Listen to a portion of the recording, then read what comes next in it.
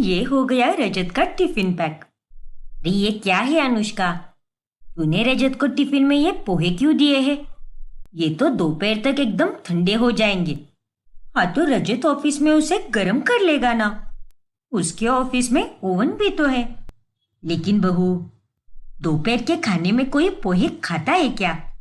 तो उसके लिए कुछ और बना देती ना। ओफो माँ जी, अब आपका और पापा जी का तो व्रत है, और ऐसे में अब कुछ और बनाकर मैं अपना काम क्यों बढ़ाऊं? इसीलिए मैंने रजत के लिए पोहे बना दिए।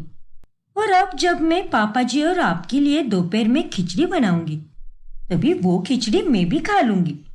तू भी ना, एक नंबर की आलसी है बहू।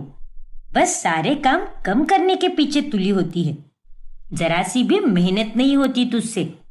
देखिए माँ जी, अब आप सुबह सुबह शुरू मत हो जाओ। अरे ऐसा तो नहीं है ना कि मैंने आपको बेटे को भूखा रखा है। पोहे से पेट भी भरता है, और अगर एक दिन उसने पोहे खा भी लिया तो कोई आसमान नहीं टूटने वाला। वैसे भी मैं रोज उसके लिए अच्छा ही खाना बनाती हूँ। तुझे समझाकर कोई फायदा नहीं है, आखिर में तो वही करती है जो तुझे करना होता है। अब त्योहार आने वाले हैं, लेकिन तूने बस ऊपर ऊपर से सफाई की है, अंदर से तो अब भी कई जगह पर धूल जमी हुई है। मैं कोई रोबोट नहीं हूँ माँ जी, और मैं अकेले इतने सारे काम नहीं कर सकती। इसीलिए जितना करती हूँ उतने में खुश रहो। वैसे भी असली सफाई तो मन की होती है, और इंसान को मन से अच्छा होना चाहिए। लेकिन मैं भी ये बात किसे बता रही हूँ? आप सबके मन में तो पहले से ही मैल है। इस तरह से अनुष्का अपनी सास मिथिला को सुनाकर वहां से चली जाती है। पता नहीं कौन सी मनहूस घड़ी थी वो, जब चंदन जी ने इस गधी लड़की का रिश्ता मेरे रजत के साथ पक्का किया। फिर एक दिन, उठ गया घर बेटा, रुक जा, अभी चाय बनवाती हूँ तेरे लिए। हाँ माँ। अरे ओ अनुष्का, जल्दी से मेरे बेटे के लिए चाय नाश्ता बना दे। और गर्ग बेटा, तेरी सीए की पढ़ाई कैसे चल रही है? अच्छी चल रही है माँ। आपका तो कोई फायदा नहीं है देवर जी। अरे जाकर अपने भैया के साथ दुकान संभालिए। ये सीए वगैरह की परीक्षा आपसे नहीं हो पाएगी। 26 साल के हो चुके हो आप, लेकिन अभी तक तो बस अपने माँ बाप और भैया के पैसों के सहारे हो। अनुष्का, ये तू क्या बकवास कर रही है? ये तेरा देवर है। हाँ जानती हूँ माँ जी, लेकिन मैं कुछ भी गलत नहीं कह रही। अरे कब तक ऐसे ही पढ़ाई करते रहेंगे देवर जी? अब बस हो गया, अब पैसे कमाओ और घर में दे दो। तुझे उन सब की चिंता करने की कोई जरूरत नहीं है। तू कमाकर नहीं खिलाती इसे, और तू खुद भी यहाँ पर अपने पति और हमारे सहारे पर है, इसीलिए ज्यादा मुंह मत चला। रहने दो ना माँ, क्यों खामखा बहस कर रही हो आप? सच कहने पर हर किसी को मिर्ची ही लगती है, अब क्या कर सकते हैं? इतना कहकर अनुष्का वहां से निकल लेती है। फिर एक रोज जब अनुष्का और मिथिला दोनों बाजार में खरीदारी करने जाती है, तभी अरे वाह सेल! मैं तो आज यहाँ से बहुत सारा सामान लेकर जाऊंगी।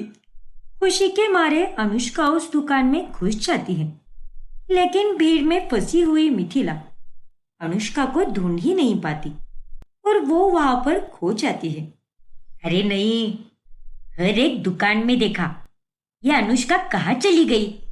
हे भगवान, अब मैं क्या करूं? मुझे तो घर का रास्ता भी नहीं पता। इस बाजार में भी मैं पहली बार आई हूं अनुष्का के साथ। वहीं दूसरी तरफ अनुष्का अच्छे से खरीदारी कर लेती है, और दुकान के बाहर आकर उसे याद आता है कि उसके साथ उसकी सास भी आई थी। ओ तेरे, सेल के चक्कर में तो मैं भूल ही गई कि माँ जी भी मेरे साथ आई है। अरे बाप रे, कहीं वो इतनी भीड़ में खो तो नहीं गई होगी ना? अगर बुढ़िया को कुछ हो गया तो घर वाले मेरे जान ही ले लेंगे। नहीं नहीं, शुभ शुभ बोल अनुष्का। फिर अनुष्का मिथिला को पूरे बाजार में ढूंढती है, लेकिन वो उसे कहीं नहीं मिलती। और घर जाने के बाद वो अपने पति रजत और ससुर चंदन को सब कुछ बताती है, जिसके बाद वो दोनों भी बहुत घबरा जाते हैं क्या?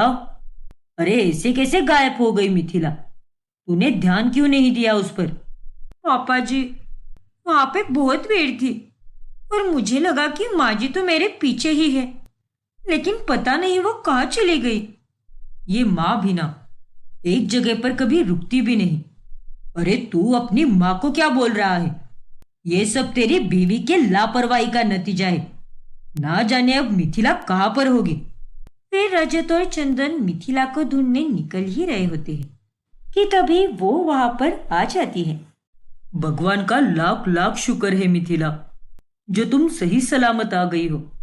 बहुत मुश्किल से आई हूं मैं, वरना आज तो मैं भटक ही जाती। लेकिन ये सब इस बेवकूफ अनुष्का के कारण हुआ है। सेल देखी नहीं कि पागल हो गई और सब कुछ छोड़कर चली गई अंदर। मैं बाहर कुछ सामान देख रही थी और मुझे तो पता भी नहीं कि ये कौन सी दुकान में घुसी है। और वहां पर तो हर दुकान में कितनी भीड़ लगी थी। ये आप क्या बोल रही हो माँ जी? अरे आपको भी थोड़ी अक्ल होनी चाहिए ना। आप मेरे लिए वहां पर क्यों नहीं रुकी? आखिर आप हिली क्यों वहां से? तू तो अब चुप ही हो जा। मुझे तुझ पर बहुत गुस्सा आया है। रजत, तेरी बीवी को कह दे, आजकल ये कुछ ज्यादा ही करने लगी है। अरे माँ, आज आकर आप अनुष्का पर राशन पानी लेकर क्यों चढ़ जाती हो? ये बेचारी तो आपको ढूंढ भी रही थी ना, लेकिन आप ही उसे कहीं नहीं मिली। अब आप कोई छोटी बच्ची थोड़ी ना हो जो आपका इतना ध्यान रखा जाए। रजत, अपनी माँ से तमीज से बात कर। लेकिन पापा। बस रजत और अनुष्का बहू, अपनी जुबान और फालतू की हरकतों पर जरा लगाम लगाओ, वरना अच्छा नहीं होगा। और सबसे महत्वपूर्ण बात, अपनी सास से इज्जत से बात करो। वो तुम्हारी सहेली या पड़ोसन नहीं है, समझी कि नहीं? ठीक है पापा जी।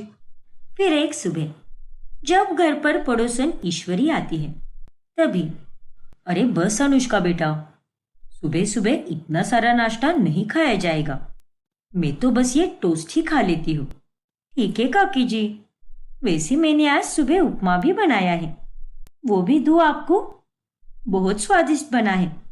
अरे नहीं बेटी, ये टोस्ट ही बहुत है, तुम बैठो ना। जी काकी जी। और बता ईश्वरी, आजकल बहुत सच संवर कर निकलती है तू, आखिर क्या बात है?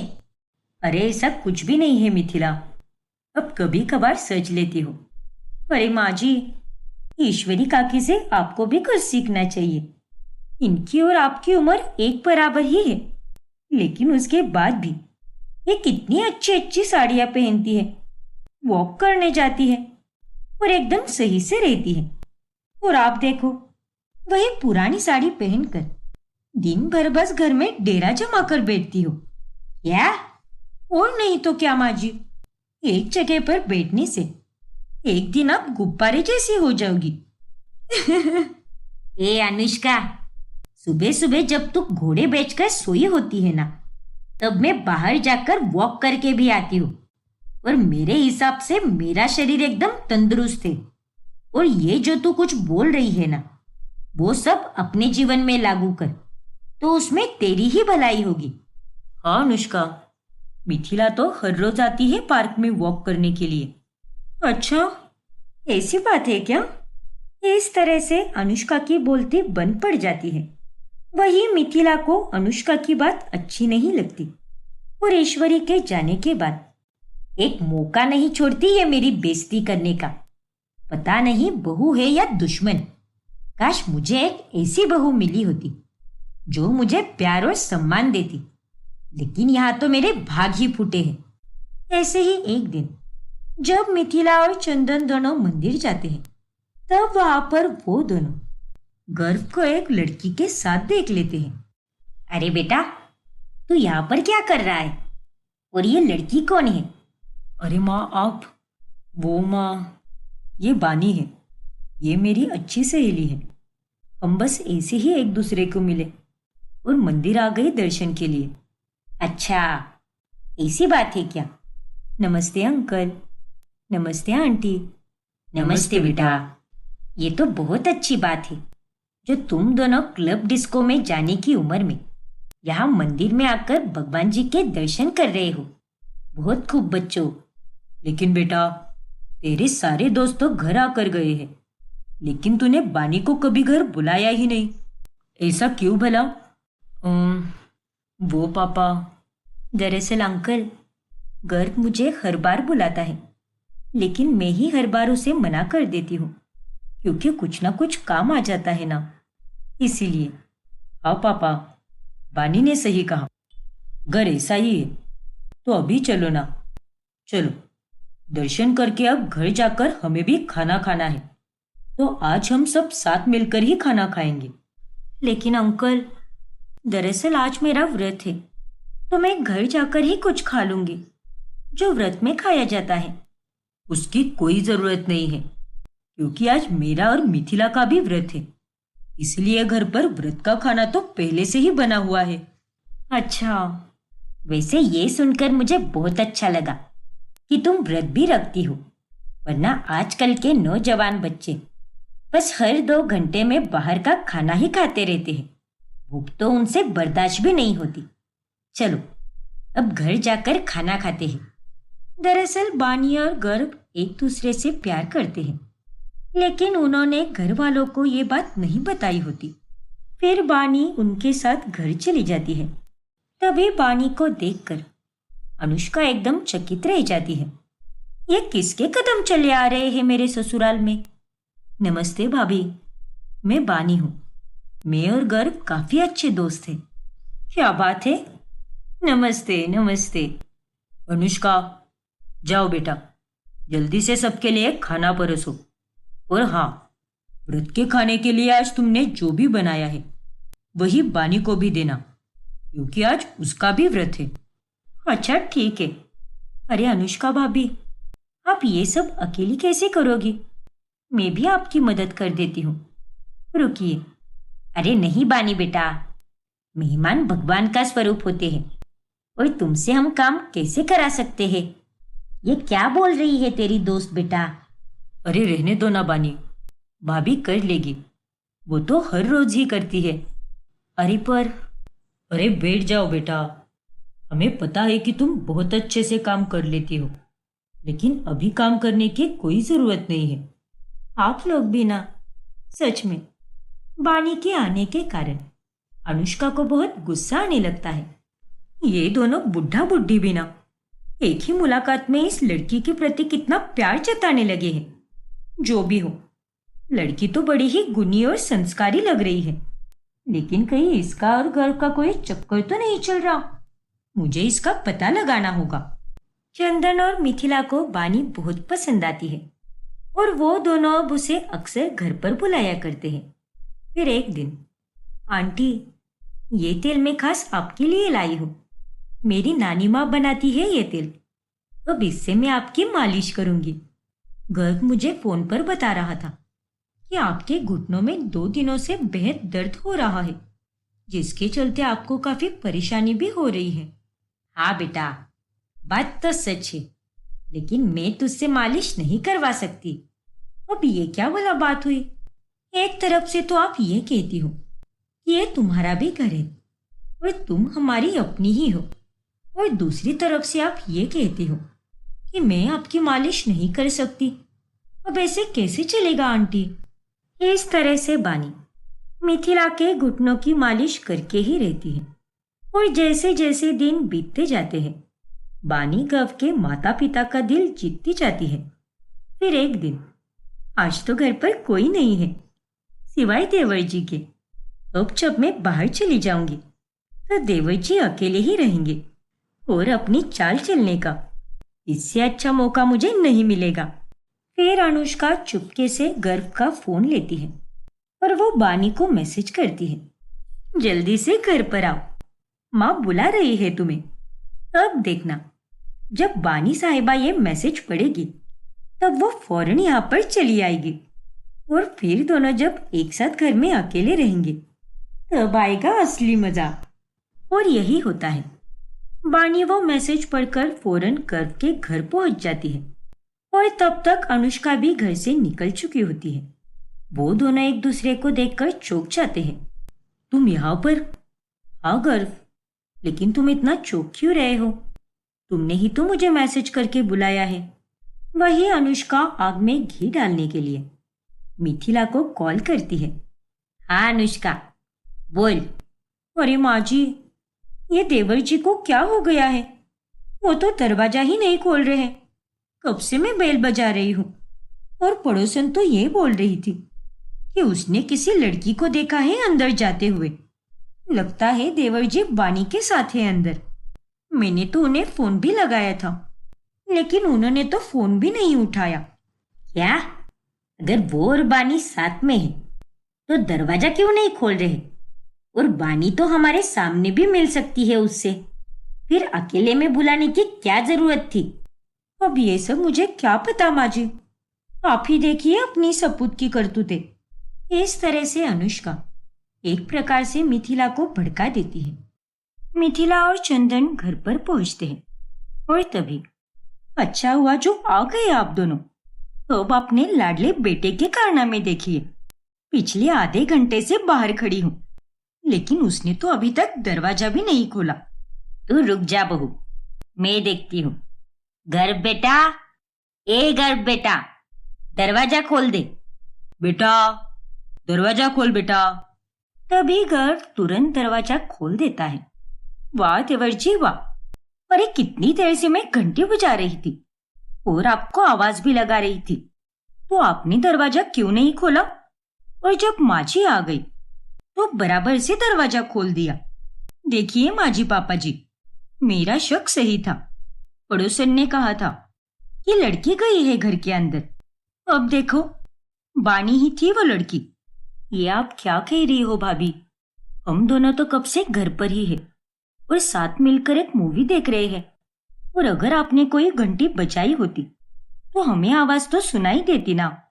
हाँ भाभी, अगर हमें आवाज आ जाती तो हम दरवाजा जरूर खोल देते, लेकिन हमें तो कोई आवाज सुनाई ही नहीं दी। चुप रहो तुम दोनों और झूठ बोलना बंद करो। जरूर अंदर बैठकर रोमांस चल रहा होगा इन दोनों का, इसलिए मेरी आवाज सुनकर भी इन्होंने दरवाजा नहीं खोला। नहीं भाभी, अब आप मुझसे बड़ी हो, इसलिए मैं आपका सम्मान करता हूँ, लेकिन इसका मतलब यह नहीं है कि आप उस बात का फायदा उठा और जो मन में आए वो बोलती जाओ।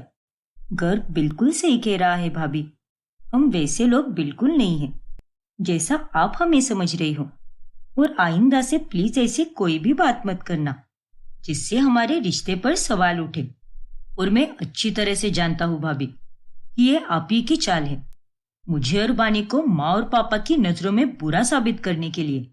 क्योंकि आपसे किसी की खुशी कभी बर्दाश्त हो सकती है क्या भला? क्या? चलो बस, अब बहुत हुआ, इस बात को यहीं पर छोड़ दो। लेकिन पापा जी। अनुष्का, मैंने कहा ना एक बार। अनुष्का चुप हो जाती है। फिर बाद में, अरे माँ जी, आपने देवर जी और उस बानी को डांटा क्यों नहीं? वो दोनों मुझे कितना बोल रहे थे। मैंने थोड़ी ना कोई झूठ बोला है। वाकई में वो दोनों अंदर थे और घंटी की आवाज सुनकर भी उन्होंने दरवाजा नहीं खोला। उन दोनों की बातों में मत आना माँ जी, और खास करके उस बानी की बातों में। बस कर अनुष्का, मुझे अच्छी तरह से पता है कि मेरा बेटा कैसा है और कैसा नहीं। मैं उसकी माँ हूँ और वो इतना घटिया इंसान है ही नहीं, और ना ही उसकी दोस्त है। इसीलिए तू अपनी घटिया बातों से मुझे भड़काना बंद कर दे और जरा अपने बचे हुए कामों पर ध्यान दे। इतना कहकर मिथिला वहां से चली जाती है और अनुष्का को मिथिला पर बहुत गुस्सा आता है। मन तो करता है कि इस बुढ़िया की हड्डी पसली एक करके इसे पंखे से उल्टा लटका दूं। नालायक कहेगी। अब गुजरते दिनों के साथ साथ बानी का गर्ग के घर आना जाना बढ़ने ही लगता है। फिर एक दिन अचानक से चंदन की तबीयत बिगड़ जाती है और उसे हॉस्पिटल में एडमिट करना पड़ता है। हे भगवान, ना जाने किसकी नजर लग गई है। चंदन जी ठीक तो हो जाएंगे ना? आप फिक्र मत कीजिए आंटी जी, डॉक्टर से मेरी बात हो चुकी है। अंकल जल्द से जल्द ठीक हो जाएंगे। लेकिन माँ जी, अब आपकी हालत देखकर मुझे बहुत डर लग रहा है। एक काम करती हूँ, मैं आपके साथ ही यहीं पर रुक जाती हूँ। लेकिन बहू, तू अगर यहाँ पर रुक गई तो घर के सारे काम कौन करेगा? रजत को तो दुकान पर जाना होता है रोज, और चंदन जी के लिए खाना तो घर से ही लाना होगा ना। उन सब की चिंता आप मत कीजिए आंटी जी, मैं हूं ना। और अनुष्का भाभी, आप माँ जी के साथ ही रुकिए, कोई बात नहीं, मैं रुकती हूँ घर पर। मेरी जॉब को वैसे भी 2 दिन की छुट्टी है, तो मैं घर के सारे काम कर दूंगी और टाइम टू टाइम नाश्ता और खाना पीना सब लेकर आऊंगी। लेकिन बानी बेटा, तुझे इतनी दिक्कत लेने की क्या जरूरत है? अनुष्का है ना। ओफो माँ जी, अब जब बानी इतना बोल रही है तो करने दीजिए ना उसे। और अगर मैं घर पर रुक गई तो आपका यहाँ पर ख्याल कौन रखेगा? हाँ आंटी, भाभी सही कह रही है।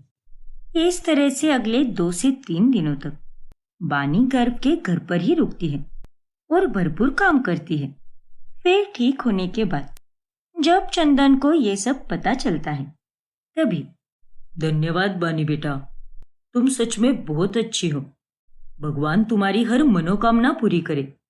अरे अंकल, इसमें धन्यवाद कहने की क्या बात है? आप भी तो मेरे पिता समान हो। लेकिन अब आप आराम कीजिए। ठीक है बेटा। बानी की हर कोई तारीफ करता है और ये देखकर अनुष्का को जलन होती है।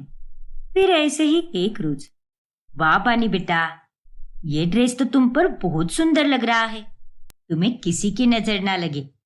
सच में आंटी? Thank you. वेलकम बेटा।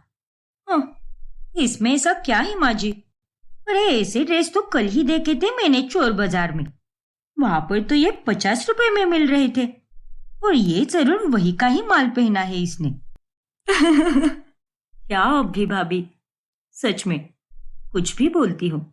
चोर बाजार में इस ड्रेस की फर्स्ट कॉपी बेच रहे होंगे, लेकिन मेरा ये ड्रेस पूरे 2000 रुपए का है और एकदम ब्रांडेड है ये। क्या? इतना महंगा? हाँ भाभी, अब मैं थोड़ी ना आपकी तरह घर पर बैठी हुई हूँ। मैं एक अच्छी पोस्ट पर जॉब करती हूँ, तो अपने लिए इतना खर्चा तो कर ही सकती हूँ ना। और मुझे तो महंगे कपड़े ही पसंद आते हैं, लंबे समय तक टिके रहते हैं, वरना सस्ते कपड़े तो 1-2 बार की धुलाई में ही खराब हो जाते हैं। तूने बिल्कुल सही कहा बानी बेटा, ऐसी ही रहो, बहुत बढ़िया है। जी आंटी। बानी के इस जवाब को सुनकर अनुष्का की तो बोलती ही बंद पड़ जाती है। फिर एक दिन अनुष्का मिथिला की अलमारी से कुछ पैसे ले लेती है। मुझे आज अपनी सहेलियों के साथ घूमने जाना है। घर वाले या रजत तो मुझे कोई पैसे भी नहीं देते, इसीलिए अब मुझे चुपके से ही लेने पड़ेंगे। और मुझे पता है कि ये वही पैसे हैं जो मोहल्ले की औरतों ने माँ जी को दिए हैं, क्योंकि वो सब ट्रिप पर जो जा रहे हैं। लेकिन ये पैसे गायब होने पर सभी माँ जी पर बहुत चिल्लाएंगे। जाने दो, उस बुढ़िया के साथ तो ऐसा ही होना चाहिए। फिर अगले दिन जब मिथिला को पता चलते ही कि पैसे गायब हो गए हैं, तब वो बहुत घबरा जाती है और वो ये बात मोहल्ले की औरतों को बता देती है। क्या? अरे तू क्या पागल वागल हो गई है क्या मिथिला? ऐसे कैसे गायब हो गए सारे पैसे? अरे हम सब औरतों ने तुझ पर भरोसा कर कर तुझे पैसे दिए थे, और मुझे तो ऐसे लगता है कि तू झूठ बोल रही है। जरूर तूने ही हमारे पैसे खाए हैं। बिल्कुल सही कहा तूने, तू चोरनी है मिथिला। ऐसा नहीं है, मेरा भरोसा करो, मैंने कोई पैसे नहीं खाए हैं। सच में पैसे गायब हो चुके हैं। मैंने तो घर में हर जगह ढूंढा, लेकिन मुझे वो कहीं नहीं मिले।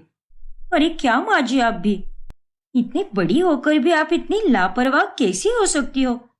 अगर आपको जिम्मेदारी निभाने नहीं आती तो उसे लेती ही क्यों हो? तभी उनकी ये सारी बातें बानी सुन लेती है। अरे भाभी, आप आंटी को ये सब क्यों बोल रही हो? अरे आपको तो अच्छी तरह से पता होना चाहिए कि आंटी कितनी समझदार और ईमानदार है, और फिर भी आप आंटी की साइड से बोलने की जगह दूसरों की साइड से बोल रही हो। ओ बानी महारानी, तुम हमारे निजी मामलों में टांग मत अड़ाओ। अड़ाऊंगी भाभी, क्योंकि मैं अपनी आंटी के खिलाफ एक शब्द भी नहीं सुन सकती। मिथिला आंटी जिम्मेदार है, इसीलिए आप लोगों ने इनके पास ट्रिप के पैसे दिए थे, और अब जब पैसे अचानक से गायब हो गए हैं, तो इसमें मिथिला आंटी की क्या गलती है? उनकी जगह पर आप भी तो हो सकती थी ना। ए लड़की, हमें सुनाने वाली तू कौन होती है? ज्यादा सयानी मत बन। और नहीं तो क्या, मिथिला ने गलती की है तो उसे तो गालियां खानी ही पड़ेगी। छी, अरे लानत है आप जैसे लोगों पर। आप सबको पैसे ही चाहिए ना। बताइए, कितने पैसे दिए थे आप लोगों ने? हम 5 औरतें हैं और सबने 1,000 रुपए दिए हैं, तो सब मिलाकर 5,000 रुपए हुए। ठीक है, ये लीजिए आप लोगों के पैसे और चलते बनिए यहाँ से। ये सब क्या है बानी बेटा? कोई बात नहीं आंटी, आपने ही कहा था ना कि मैं आपकी अपनी हूँ। वो तो है बेटा, लेकिन तुझे इतने सारे पैसे देने की क्या जरूरत थी? मैं दे देती ना उन्हें। ये तो तेरी मेहनत के पैसे हैं और इन्हें देकर तूने सही नहीं किया बेटा। ऐसा नहीं है आंटी, मैंने बिल्कुल सही किया है। वो लोग आपको सुनाए जा रहे थे और ये सब मुझसे देखा नहीं गया। बानी का प्यार देखकर मिथिला भावुक हो जाती है। फिर बाद में, देखा तूने अनुष्का, तू तो मेरी बहू होकर भी मेरी बुराई कर रही थी, लेकिन बानी ने ना सिर्फ मेरी साइड लेकर उन औरतों को चुप किया, बल्कि अपना दिल बड़ा रखकर उसने वो सारे पैसे भी दे दिए। बस बस माँ जी, आप नहीं जानती वो बानी किस खेत की मूली है। अरे ये लड़कियां ऐसी ही होती है, जबान से तो मीठी होती है, लेकिन मन की एकदम कड़वी। और वक्त के साथ साथ आपको ये बात तो समझ आ ही जाएगी। ऐसा कुछ भी नहीं होगा बहू, बानी जैसी तो कोई नहीं है। अनुष्का मुंह बनाकर वहां से चली जाती है और यूं ही दिन बीतते जाते हैं। फिर एक दिन, बानी मुझे ये लगता है कि हमें अपने घर वालों को हम दोनों के रिश्ते के बारे में बता देना चाहिए कि हम सिर्फ अच्छे दोस्त नहीं हैं, बल्कि एक दूसरे से बेहद प्यार करते हैं। हाँ गर्व, तुम सही कह रहे हो। अब उनसे ये बात छुपाना सही नहीं होगा, और खास करके तुम्हारे घर वालों से। फिर बानी और गर्व अपने अपने घर वालों को उनके रिश्ते के बारे में बता देते हैं। और तभी माँ पापा, आप दोनों हंस क्यों रहे हो? अरे मेरे प्यारे बच्चों, तुम दोनों इतना घबरा क्यों रहे हो? अरे प्यार ही तो किया है, थोड़ी ना कोई चोरी की है। तुम दोनों को क्या लगा कि हमें कुछ समझ नहीं आ रहा? अरे हम पहले से ही जानते थे कि तुम दोनों बस अच्छे दोस्त नहीं, बल्कि अच्छे प्रेमी हो। क्या? हाँ, और हम दोनों को तुम्हारे इस रिश्ते से कोई ऐतराज नहीं है। उल्टा हम दोनों तो दुनिया के सबसे भाग्यवान सास ससुर होंगे, जिन्हें बानी जैसी बहू मिलेगी। हे भगवान, मुझे तो विश्वास ही नहीं हो रहा कि आप और अंकल मान गए हो। हाँ बानी, मुझे भी, वरना तो मैं सोच ही रहा था कि कहीं पापा गुस्सा होकर मेरी चप्पल से कुटाई ना कर दे। नहीं बेटा, ऐसा तो मैं तब करता जब बानी कोई गलत हरकत करती, लेकिन तुम दोनों में भी बहुत अच्छे गुण हैं और तुम दोनों का प्यार भी काफी पवित्र और संस्कारों वाला है, जिसमें कोई बुराई नहीं है। तुम दोनों एक दूसरे की कितनी इज्जत करते हो, इतना समझ कर लेते हो, एक दूसरे के परिवार को अपना ही परिवार मानते हो, और साथ में रहने के लिए इससे ज्यादा और क्या चाहिए?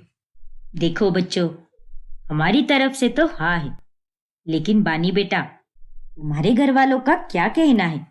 हाँ आंटी, हाँ ही है। माँ और पापा आपको मिलने आने ही वाले हैं। अरे वाह, फिर तो ये बहुत अच्छी बात है। ये सब देखकर अनुष्का अब घबरा जाती है और फिर बाद में वो चंदन और मिथिला के पास आकर कहती है, अरे माँ जी, पापा जी, आप दोनों ये सब क्या कर रहे हो? अरे देवर जी और बानी तो दूर ही रहे, लेकिन उनसे ज्यादा तो आप दोनों ही शादी के लिए उछल रहे थे। अभी तक तो देवर जी कमाते भी नहीं हैं, और ऐसे में आप उनकी शादी के बारे में कैसे सोच सकते हो? तुझे उन सब की चिंता करने की कोई जरूरत नहीं है। हम लोग अभी जिंदा है, तू बस अपने काम पर ध्यान दे। हाँ बहू, हम घर के बड़े हैं और हम जो भी करेंगे सही ही करेंगे, और तुझे हमें कोई सलाह मशवरा देने की कोई जरूरत नहीं है। फिर अनुष्का गुस्सा होकर वहां से चली जाती है। यहाँ पर यह सब क्या हो रहा है? नहीं नहीं, वो बानी एक नंबर की चालाक और साहसी लड़की है, और उसके आने से मेरा तो पत्ता ही कट जाएगा। ना बाबा ना, चाहे कुछ भी हो जाए, मैं उस पानी को अपनी देवरानी बनने ही नहीं दूंगी। चंदन और मिथिला अब थोड़े चिंतित हो जाते हैं। वैसे मिथिला, एक प्रकार से देखा जाए तो अनुष्का की बात बिल्कुल सही थी। गर्व की तो अभी तक एग्जाम भी नहीं हुई है, कब होगी, फिर कब वो सीए बनेगा, इस बार बनेगा भी या नहीं वो भी पता नहीं। और ऐसे हालत में हम उसकी और बानी की शादी के बारे में सोच रहे हैं। हाँ चंदन जी, मैं भी उसी सोच में थी। हमारा बेटा तो बस घर पर पढ़ाई करता है, और ऐसा भी नहीं है कि वो रजत के साथ दुकान पर हाथ बटाता है, और ऐसे में सब कैसे होगा जी। खैर, जो भी हो, हमें अच्छा ही सोचना चाहिए। आपने सही कहा, और मैं मन्नत मांगूंगी। देखना आप, हमारा बेटा सीए बनकर ही दिखाएगा। फिर अगले दिन बानी के माता पिता इंद्रेश और वसुधा घर आते हैं, और वो दोनों मिथिला और चंदन के साथ बातचीत करते हैं। दोनों बच्चे एक दूसरे के साथ कितने खुश हैं, और क्या चाहिए हमें, क्यों वसुधा जी? हाँ मिथिला जी, आपने बिल्कुल सही कहा। लेकिन भाई साहब, बस एक बात है कि हमारा बेटा अभी तक अपने पैरों पर ठीक से खड़ा भी नहीं हुआ है। लेकिन आप उन सब की चिंता मत कीजिए, इस बार वो सीए पक्का बन जाएगा, और उसके बाद सब कुशल मंगल होगा। और वैसे भी हम लोग हैं ना यहाँ पर, उसका बड़ा भाई भी है, इसीलिए आप लोगों को किसी की चिंता करने की कोई जरूरत नहीं है। अरे आप ये सब क्या कह रहे हो? हम जानते हैं गर्व तरक्की जरूर करेगा। उनकी ये सारी बातें रसोई में मौजूद अनुष्का सुन लेती है। ये माची और पापा जी भी ना बानी के माता पिता को कितनी अच्छे से दिलासा दे रहे हैं कि बानी को कोई तकलीफ नहीं होगी, और इनका लाडला बेटा सीए बनकर ही दिखाएगा। और ये दोनों बेवकूफों की तरह उनकी बातों में आ रहे हैं। नहीं नहीं, ये सब इतनी आसानी से नहीं हो सकता। मैं यूं हाथ पर हाथ धरे नहीं बैठ सकती। फिर रात में जब रजत दुकान बंद करके घर आता है, तभी हमारे घर में कितना कुछ हो रहा है रजत, और तुम तो बस अपनी दुनिया में ही मस्त मगन हो। देवर जी की शादी तय हुई है, वो भी उस बानी के साथ। हाँ तो मैं क्या करूं उसमें? पूरे शहर में पेड़े बांटते फिरूं क्या? अरे बाबा, मैं वो सब नहीं कह रही, बल्कि मैं तो ये कह रही हूँ कि अभी तक देवर जी कुछ भी नहीं कमाते हैं, और ऐसे में उनकी शादी बानी से कराना सही नहीं होगा। माँ जी और पापा जी तो मेरी बात सुनने से रहे, कम से कम आप तो कुछ समझिए। देखो अनुष्का, मैं पहले ही बहुत थका हुआ हूँ, मेरा सर फटा जा रहा है, और उसमें तुम मेरा दिमाग खाकर मुझे और परेशान कर रही हो। अरे कैसे पति हो तुम, मेरी एक नहीं सुनते। अगर कल को देवर जी सीए नहीं बने तो उनके खर्चे के साथ साथ उस बानी का खर्चा भी आपको ही उठाना पड़ेगा, और हमारा भी तो भविष्य है। कल को हमारे भी बच्चे होंगे, और अब सब कुछ इन्हीं पर लुटाने का इरादा है क्या? शादी कोई अगले हफ्ते नहीं होने वाली, अभी तो बस रिश्ता पक्का हुआ है, सब कुछ ठीक से हो जाएगा। इसीलिए तुम उसकी चिंता मत करो, और तुम भी सो जाओ। जब देखो तब तुम्हारी बकर बकर चालू रहती है। तुम ही सो जाओ, तुमसे तो बात करना ही बेकार है। फिर एक दिन अनुष्का जानबूझकर बानी के घर पर जाती है, जहां पर उसे देखकर वसुधा चकित रह जाती है। अरे अनुष्का बेटा, तुम यहाँ पर कैसे? मैं यहाँ पासी की एरिया में आई थी, और मुझे बानी ने घर का पता भी बता के रखा था, तो सोचा कि आप लोगों से मिलती जाओ। अरे अच्छा ही किया जो तुम हमसे मिलने आ गई। वैसे बानी तो जॉब पर गई है, लेकिन कोई बात नहीं, अब तुम आई हो तो अच्छे से खाना खाकर ही जाना। अरे नहीं आंटी जी, इन सब की कोई जरूरत नहीं है, क्योंकि मैंने घर पर पहले से ही खाना बनाया है। हाँ तो उसमें क्या हुआ? कोई बात नहीं, वो खाना तुम रात को खा लेना। अब चलो। फिर अनुष्का वसुधा और इंद्रेश के साथ खाना खाती है और उसके बाद वो तीनों बातचीत करने लगते हैं। और तभी, वैसे आंटी, एक बात कहो। हाँ बेटा, कहो ना, क्या बात है? वैसे मुझे ये बात कहनी तो नहीं चाहिए, लेकिन आप लोगों को नहीं लगता क्या कि आप अपनी बेटी की शादी गलत जगह करा रहे हो? क्या गलत मतलब? मैं कुछ समझी नहीं अनुष्का। मेरे कहने का सरल मतलब ये है कि देवर जी अभी भी पढ़ाई ही कर रहे हैं और अब वो एग्जाम देंगे, जिसके बाद राम ही जाने कि वो सीए बनेंगे भी या नहीं, जो इतने सालों में नहीं हो पाया। वो पता नहीं देवर जी इस बार कैसे करेंगे, और अगर वो उसमें फेल हो गए तो वो आपकी बेटी को कैसे संभाल पाएंगे? हाँ बेटा, बात तो तुमने एकदम सही कही है। और मेरे सास ससुर ने भले ही आपको दिलासा दिया हो कि हम हैं, उसका बड़ा भाई भी है, लेकिन इन सब के बावजूद भी आज के जमाने में एक ऐसे आदमी से शादी कराना जो खुद अपने परिवार के भरोसे हो, ये किसी खतरे से कम नहीं है। हम तो मिथिला जी और चंदन जी की बातों में आ गए, लेकिन हमने दूसरे पहलू से ये सोचा ही नहीं कि अगर गर्भ आगे चलकर कुछ नहीं कर पाया तो हमारी बेटी का क्या होगा? फिर तो आपकी बेटी को ही सब कुछ संभालना होगा। देवर जी को क्या है, बीवी कमाने वाली है, माँ बाप है, बड़ा भाई है, वो ये सब नहीं सोचने वाले। उन्हें और बानी को तो बस शादी करने की जल्दबाजी है, और कुछ नहीं। हाँ अनुष्का, शायद तुम सही कह रही हो। देखिए अंकल आंटी, मेरी बातों से घबराइए मत। सब अच्छा भी हो सकता है, लेकिन हमें हर तरफ से तैयार रहना चाहिए और जीवन में सोच समझ कर ही बड़े फैसले लेने चाहिए।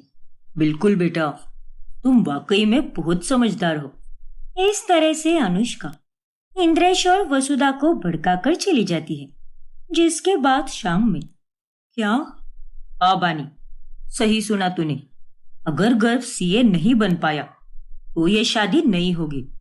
देख बेटा, हम जानते हैं कि तू और गर्भ एक दूसरे से बहुत प्यार करते हो, लेकिन ऐसे आदमी के साथ शादी करके क्या फायदा जो खुद अपने परिवार के भरोसे जी रहा हो। हाँ बेटी, हम तुम्हारे भविष्य के बारे में सोचकर ही ये सब बोल रहे हैं। लेकिन पापा। बस बानी, बहुत हो गया तुम्हारा। अब तुम्हें हमारी बात माननी पड़ेगी, और हमने तुम्हारे लिए जो भी फैसला लिया है एकदम सही लिया है। अपने माता पिता की बातें सुनकर बानी अब चिंता में पड़ जाती है और वो ये सारी बातें जाकर गर्भ को बताती है। नहीं बानी, अंकल आंटी की फिक्र भी तो सही है। अरे कोई भी मुझ जैसे बेरोजगार आदमी के साथ अपनी बेटी की शादी क्यों कराएगा? ये तुम क्या कह रहे हो गर्भ? मैंने जब भी शादी का सपना देखा है वो सिर्फ तुम्हारे साथ ही देखा है, और मैं अब तुम्हारे अलावा किसी और के साथ शादी करने के बारे में सोच भी नहीं सकती। फिक्र मत करो बानी, तुम्हारी शादी तो मेरे साथ ही होगी। मैं अभी तुम्हारे घर जाता हूँ और अंकल आंटी से बात करता हूँ। फिर गर्भ वसुधा और इंद्रेश के पास जाता है। अंकल आंटी, मेरा विश्वास कीजिए, इस बार मैंने जी तोड़ मेहनत की है और मैं आप सबकी उम्मीदों पर जरूर खरा उतरूंगा। और अगर मैं सीए भी नहीं बन पाया तो मेरी बाकी की डिग्रीज के चलते मुझे कहीं भी अच्छी पोस्ट वाली नौकरी जरूर मिलेगी। चाहे कुछ भी हो जाए, मैं आपकी बेटी को हमेशा हर हाल में खुश रखूंगा। उसे किसी भी चीज की कोई कमी नहीं होने दूंगा। क्या सच में ऐसा होगा गर्भ? कहीं तुम बाद में अपनी बातों से मुखर तो नहीं जाओगे ना? नहीं आंटी, बिल्कुल नहीं, और ये मेरा आप दोनों से पक्का वादा है। ठीक है बेटा, हम तुम पर भरोसा करते हैं। इस तरह से गर्भ इंद्रेश और वसुधा को दिलासा देता है, जिसके बाद उनकी चिंता मिट तो नहीं जाती, लेकिन थोड़ी बहुत कम जरूर हो जाती है। लेकिन जब अनुष्का को ये सारी बातें पता चलती है, तभी हे भगवान, पता नहीं ये लोग किस मिट्टी के बने हैं, हर तरह की उलझन को सुलझा ही देते हैं। फिर अनुष्का अपनी अगली चाल के बारे में सोचने लगती है। वाह, क्या सुझाव आया है मेरे दिमाग में। अगर मैं बानी और गर्व को ही अलग कर दूं, तो ये शादी तो होगी ही नहीं। अब मैं भी देखती हूँ कि मेरी ये चाल कैसे नाकामयाब होती है। इस बार तो मेरा मकसद पूरा होकर ही रहेगा। फिर अगले दिन अनुष्का गर्व के कॉलेज पहुंच जाती है और दूर से ही वो उसकी सहेली के साथ फोटोज खींच लेती है।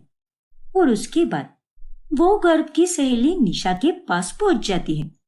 हाय निशा, देखो मैं जानती हूँ कि एक वक्त पर तुम गर्व को बहुत चाहती थी, लेकिन उसने तुम्हें मना कर दिया और फिर उस दिन के बाद से तुम दोनों आपस में बात ही नहीं करते, है ना? हाँ दी, लेकिन तुम ये सब क्यों बोल रही हो मुझे, वो भी इतने लंबे समय बाद?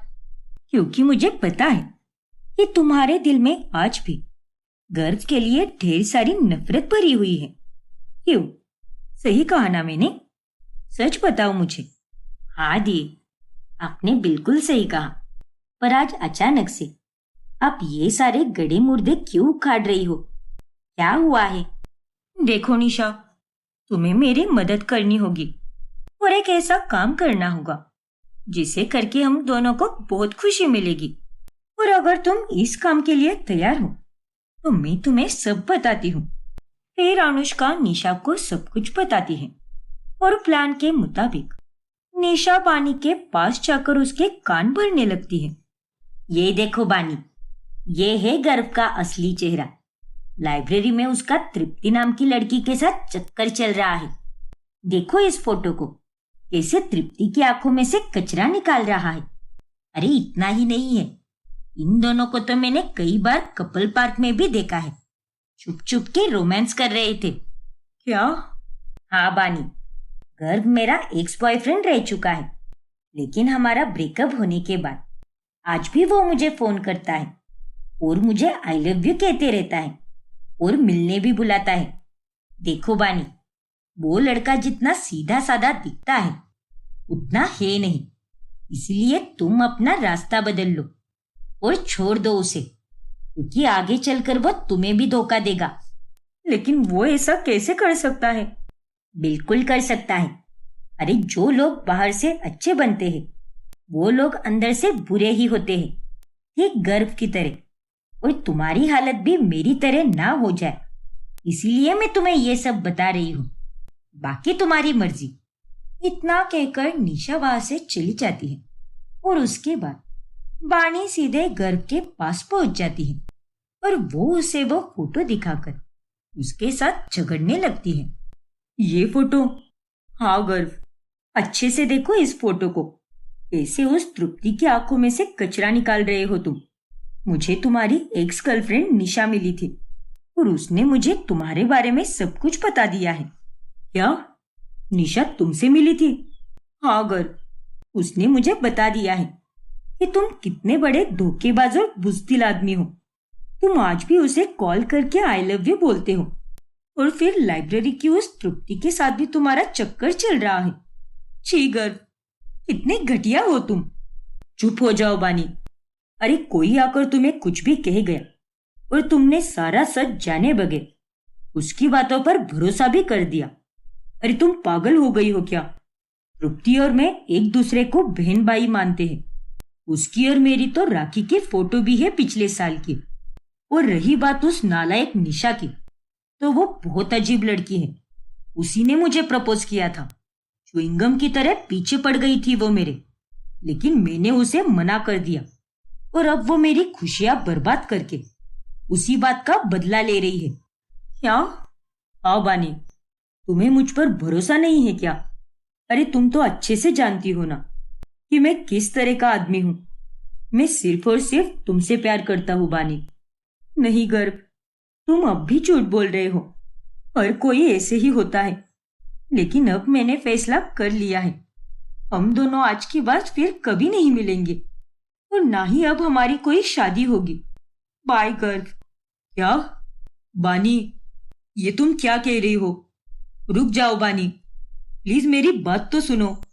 लेकिन बानी वहां से चली जाती है और उनकी ये सारी बातें अनुष्का सुन लेती है और उसे बहुत खुशी मिलती है। बानी और गर्व दोनों अलग हो जाते हैं। अरे अनुष्का बहू, ये रोटियां अभी तक यहाँ पर क्यों पड़ी है? तूने एक्स्ट्रा की रोटी बनाई क्या? नहीं माँ जी, ये रोटियां एक्स्ट्रा की नहीं है, बल्कि देवर जी के हिस्से की रोटियां हैं। आजकल वो अपने कमरे में ही रह रहे हैं। सुबह का नाश्ता भी नहीं किया उन्होंने और अभी खाना भी नहीं खाया। हे भगवान, ये तो क्या बोल रही है बहू? मिथिला बहुत घबरा जाती है और वो खाना लेकर गर्भ के कमरे में चली जाती है। क्या बात है बेटा, सब ठीक तो है ना? तूने सुबह से कुछ भी नहीं खाया है, क्या बात है? बस यूं ही माँ, वो मैं सुबह वॉक करने गया था, तभी मैंने बाहर ही खा लिया था, इसीलिए मुझे भूख नहीं है। नहीं गर्भ बेटा, मेरा मन बोल रहा है कि कुछ तो बात है जो तुम मुझसे छुपा रहा है। ओफो माँ, आप भी ना खामखा चिंता करती रहती हो। मुझे भूख लगेगी तब मैं खा लूंगा ना, आप मेरी इतनी चिंता मत कीजिए। पक्का ना बेटा? हाँ माँ, पक्का। इतना कहकर मिथिला वहां से चली जाती है और एक दूसरे से दूर रहकर बानी और गर्भ को बिल्कुल भी अच्छा नहीं लगता। क्या सच में गर्भ सच कह रहा था? जितना मैं उसे जानती और समझती हूँ, वो वैसा लड़का बिल्कुल नहीं है। दिमाग कह रहा है कि वह झूठ बोल रहा है, लेकिन दिल तो ये कह रहा है कि उसकी बातें सच है। क्या करूं? बानी खुद को रोक नहीं पाती और उसका गर्व के प्रति प्यार उसे उस तक खींच ही लेता है। बानी, मैं जानता था बानी कि तुम मुझसे मिलने जरूर आओगी। मेरा प्यार तुम्हें मुझ तक लेकर ही आएगा। सॉरी बानी, मैंने तुम्हें बहुत दुख पहुंचाया है। नहीं गर्व, सॉरी तो मुझे कहना चाहिए। मैंने तुम पर इतना बड़ा आरोप लगाया, ना जाने क्या क्या कहा, लेकिन मुझे बाद में एहसास हुआ कि मैं ही गलत थी। लेकिन अब मैं तुम्हें छोड़कर कहीं नहीं जाने वाली। आई लव यू गर्व। आई लव यू टू बानी। दोनों एक दूसरे के गले लगते हैं। फिर कुछ ही दिनों में गर्व एक सीए की इंटर्नशिप में लग जाता है, जिससे वो पैसे भी कमाने लगता है। फिर एक दिन, पंडित जी, जल्दी से देखिए और बताइए कि हमारे गर्व और बानी की शादी के लिए सबसे अच्छा मुहूर्त कौन सा है? हाँ पंडित जी।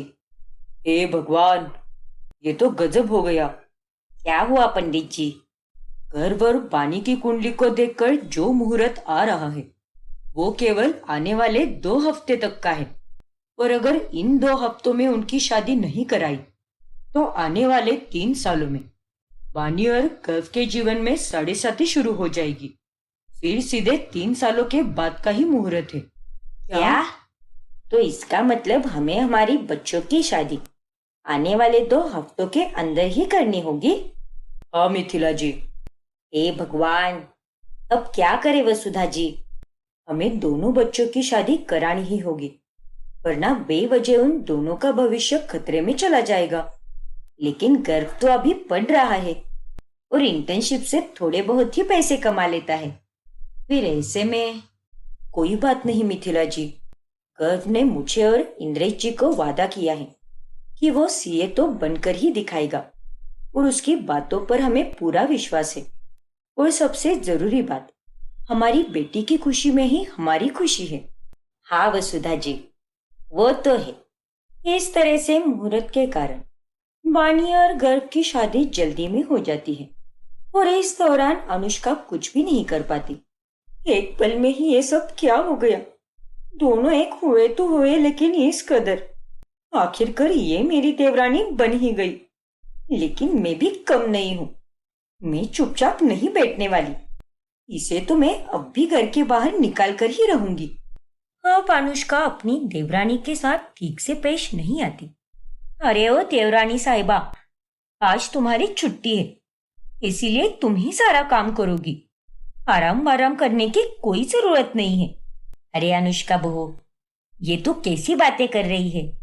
हफ्ते भर तो ये बेचारी जॉब पर ही काम करती है, एक दिन ही छुट्टी का मिलता है और उस दिन भी तू इससे काम करवाना चाहती है।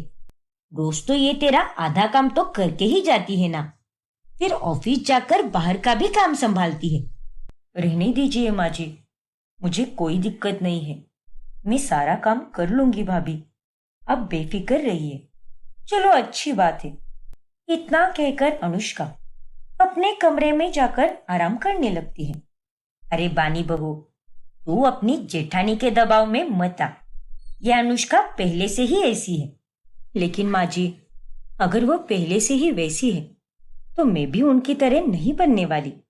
अब जाने दीजिए, उनके कर्म उनके पास, और ये काम थोड़ी ना बाहर वालों के लिए है। ये काम तो मुझे अपने घर वालों के लिए करना है, तो क्या फर्क पड़ता है।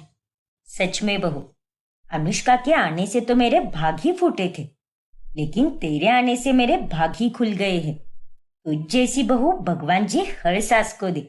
शुक्रिया माँ जी। फिर वाणी सारा काम करने लगती है। फिर रात में जब गर्व पानी पीने के लिए उठता है, तभी वो रजत और अनुष्का के कमरे से चिल्लाने की आवाज सुन लेता है। अरे क्या घूमने चलो की रट लगा के रखी है तुमने। मेरा तुम्हारे साथ कहीं भी जाने का मन बिल्कुल नहीं है, इसीलिए मुझे बख्श दो और बार बार ये एक ही राग आलापना बंद करो।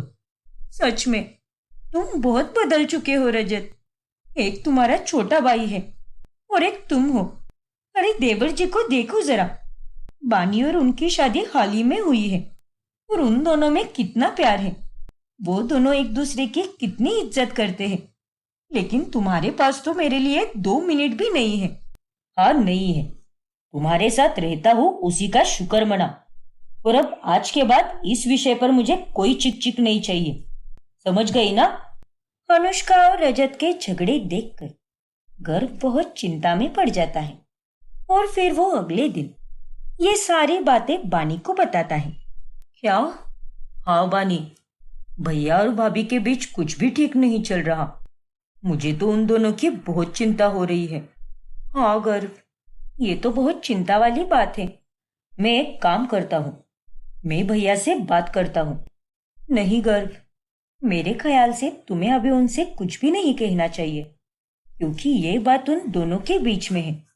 और ऐसा भी तो हो सकता है ना कि उन दोनों के बीच में सब कुछ ठीक चल रहा हो और बस कल रात को ही झगड़ा हुआ हो। और झगड़ा किस पति पत्नी में नहीं होता। हाँ बानी, लेकिन कल के उनके झगड़े को देखकर ऐसा बिल्कुल भी नहीं लग रहा था कि वो कोई मामूली झगड़ा है। खैर, तुम सही हो, हमें दो लोगों के बीच में कुछ भी नहीं कहना चाहिए। और मैं तो भैया से छोटा हूँ, तो मेरा उनसे इस बारे में बात करना भी सही नहीं होगा। अब बानी के आने से घर में अनुष्का को कोई पूछता भी नहीं और इस हालत में वो अब हर समय गुस्से में ही रहने लगती है। अरे भाभी, आप इस साड़ी में बहुत सुंदर लग रही हो। रजत भैया ने तारीफ की या नहीं? चुप रहो बानी, मेरा मूड आज बात करने का बिल्कुल भी नहीं है। जाओ, जाकर अपना काम करो। लेकिन भाभी, अनुष्का वहां से चली जाती है। पता नहीं भाभी को क्या हो गया है। पिछले 2 दिनों से ये कुछ ज्यादा ही चिड़चिड़ करने लगी है। भगवान करे कि भैया और भाभी के बीच में सब कुछ ठीक हो।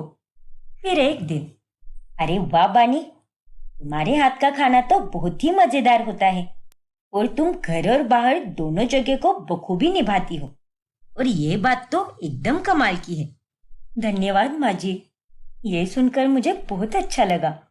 अरे बुज़दिल होने की भी हद होती है माँ जी, और आप तो वो भी पार कर रही हो।